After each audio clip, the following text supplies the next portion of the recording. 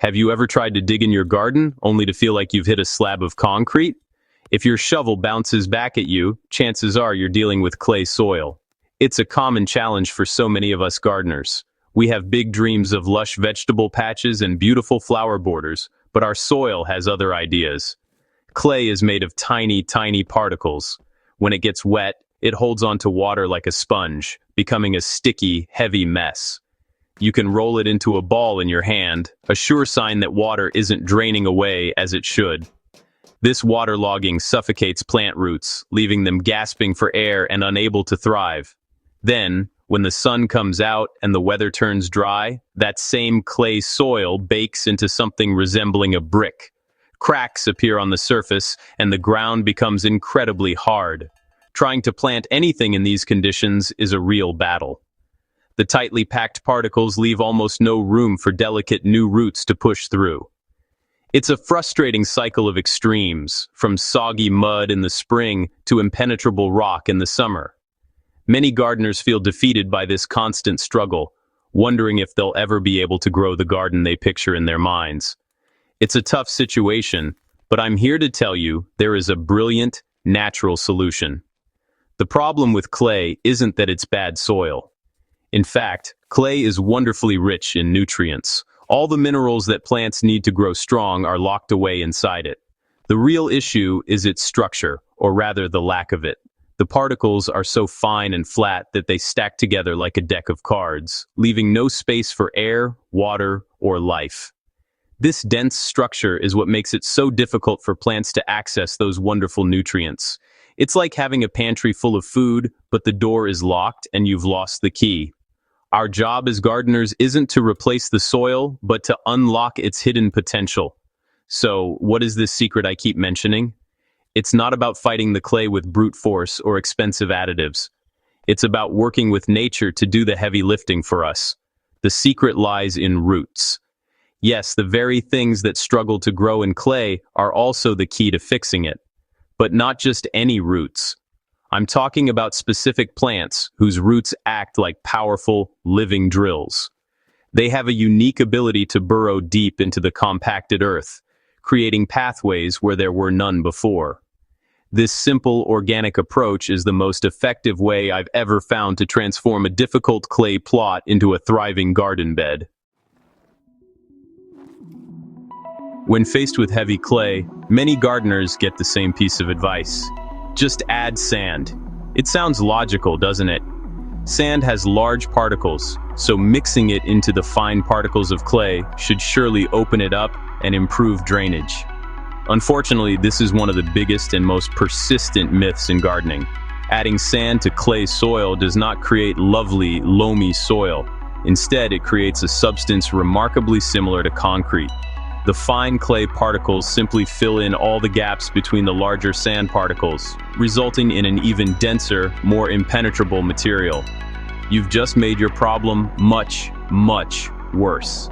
I've seen it happen time and again. A well-meaning gardener spends a whole weekend hauling bags of sand and tilling it into their beds, only to find the ground is harder than ever the following season. It's a heartbreaking, back-breaking mistake that can take years to undo. To truly change the texture of clay with sand, you would need to add so much, we're talking about a ratio of at least 70% sand to 30% clay, that you would essentially be replacing your soil entirely. This is not practical, affordable, or even good for your garden's ecosystem.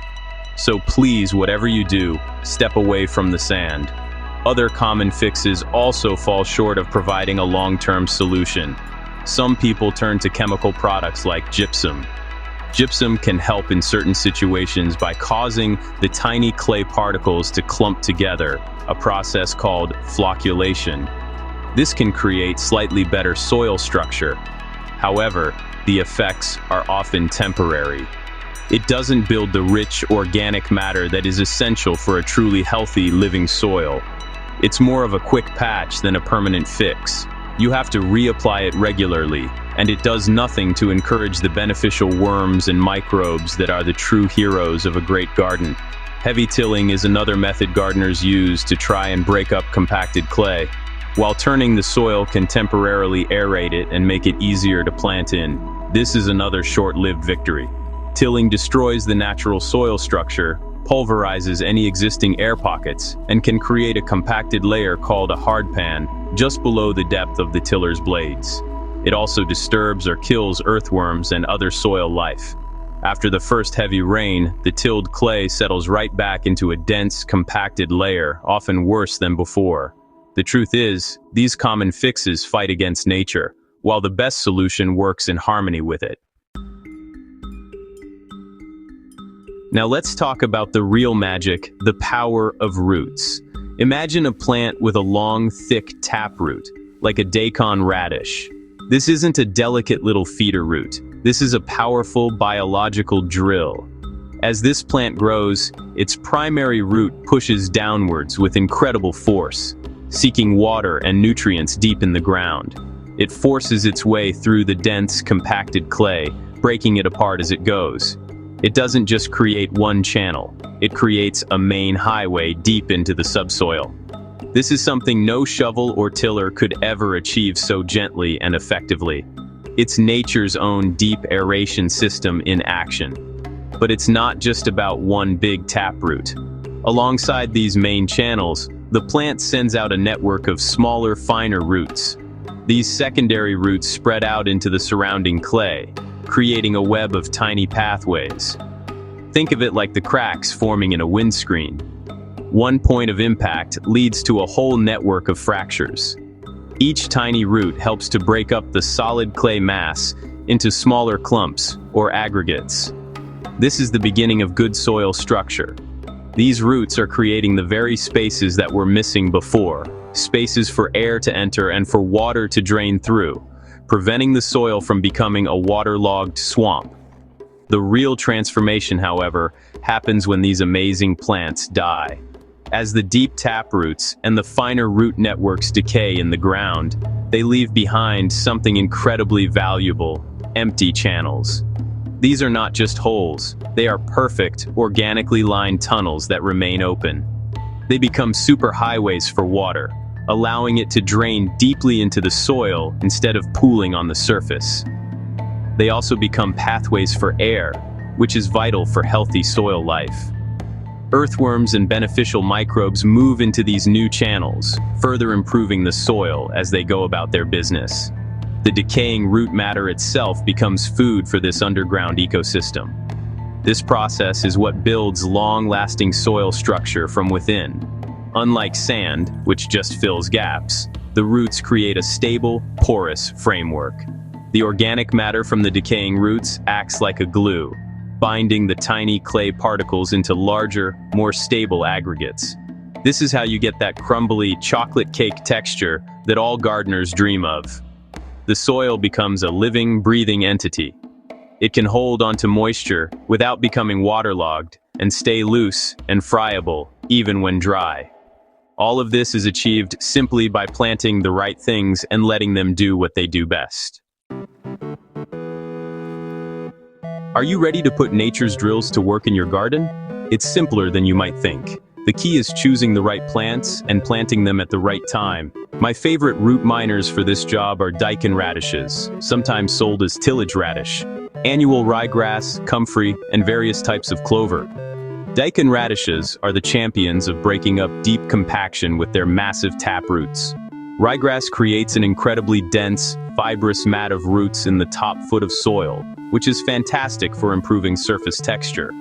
Comfrey is a deep-rooted perennial, and clover is a nitrogen fixer that also has strong roots. The best time to sow these cover crops is in late summer or early autumn, around late August or September here in the UK. This timing is perfect. As your summer vegetables finish, the ground is bare and ready for a new task. Sowing at this time allows the plants to get established before the cold weather sets in. They will grow throughout the autumn and even into a mild winter. You don't need to be too precise. Simply clear the bed of any weeds, lightly rake the surface to create a fine tilth, and then broadcast the seeds evenly over the area. There's no need for perfect rows. Just scatter them like you're feeding chickens. After sowing the seeds, gently rake them in so they make good contact with the soil. A light watering will help get them started if the weather is dry. Then, for the most part, you can just step back and let them grow. These are hardy plants that don't need much fuss. The Daikon radishes will swell, and you will see their white shoulders pushing up out of the ground.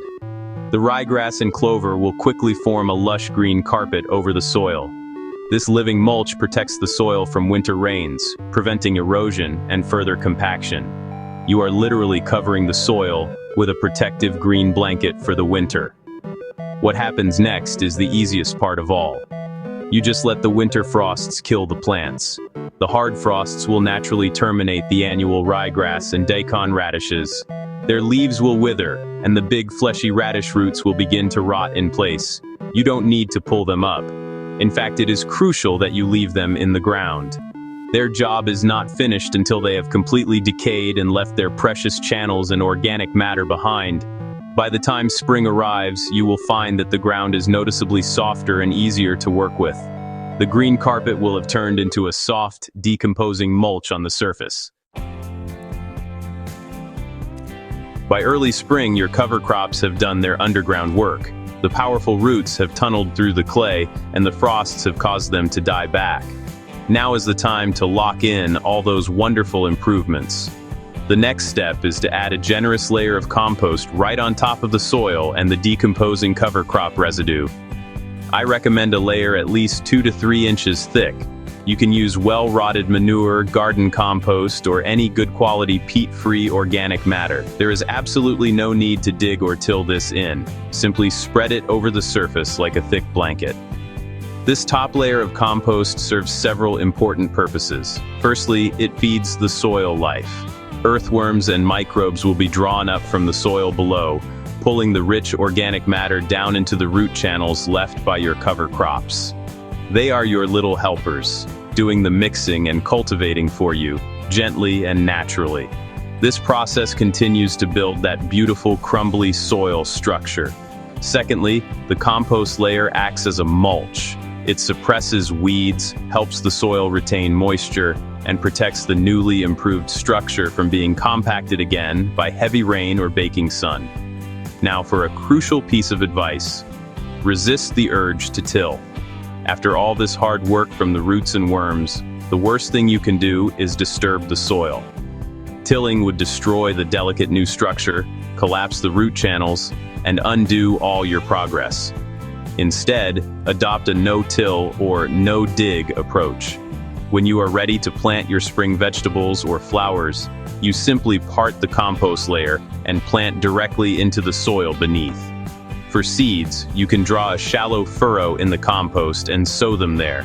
Your new plants will find it incredibly easy to send their roots down into the soft, aerated soil. This combination, the root trick followed by a compost mulch and a no-till approach, creates a virtuous cycle. It works far better than any chemical or mechanical fix because it builds a living, resilient ecosystem. Sand and gypsum are temporary fixes that don't add life, but roots and compost build a self-sustaining system. The soil's health will continue to improve year after year as you continue to add compost and avoid disturbing it. To maintain this healthy soil, consider planting deep-rooted perennial plants like globe artichokes, or switching to a permanent raised bed system where you never have to walk on the growing area. I want to end by sharing a little story from my own garden. When I first started developing a new vegetable patch many years ago, the ground was a gardener's nightmare. It was heavy, sticky clay that you could have made pottery from. In summer, it cracked into deep fissures, and in winter, it was a puddle-filled bog. My first attempts at growing carrots resulted in sad, stunted orange stumps that refused to penetrate the soil. I was frustrated and felt like I was fighting a losing battle. I even made the classic mistake of trying to add a bit of sand, which of course only made a small section even worse. Then, I learned about using cover crops as biological tillers. It sounded too good to be true, but I decided to give it a try on one of my worst beds. That autumn, I sowed a mix of tillage radish and annual ryegrass. I watched as they grew into a thick green mat, and I left them to their work over the winter. When spring came, I was amazed. The ground was visibly different. Where my shovel once bounced, it now sank in with a satisfying squelch. The soil was darker and filled with earthworms. I could still feel the clay, but it was now in soft crumbles instead of a solid mass. That spring, I followed the plan. I didn't till. I simply covered the bed with a thick layer of my homemade compost and planted my vegetable seedlings directly into it. The results were nothing short of spectacular. The carrots I planted grew long and straight for the first time. The beans were more vigorous, the lettuces were healthier, and the whole bed seemed to be teeming with life. That one bed, my problem child, quickly became the most productive plot in my entire garden. It was proof that working with nature, not against it, was the true secret to success. This experience completely changed the way I garden. I now use cover crops on all my beds every single autumn. It's a simple, rhythmic part of my gardening year. Don't let clay soil defeat you. Don't waste your time, money, and energy on fixes that don't work. Trust in the power of roots. Let them be your drills, your plows, and your soil builders. I encourage you to choose one small bed this autumn and try it for yourself. Plant those seeds, step back, and let nature perform its magic. I promise you, by next spring, you'll be a believer too. Happy gardening.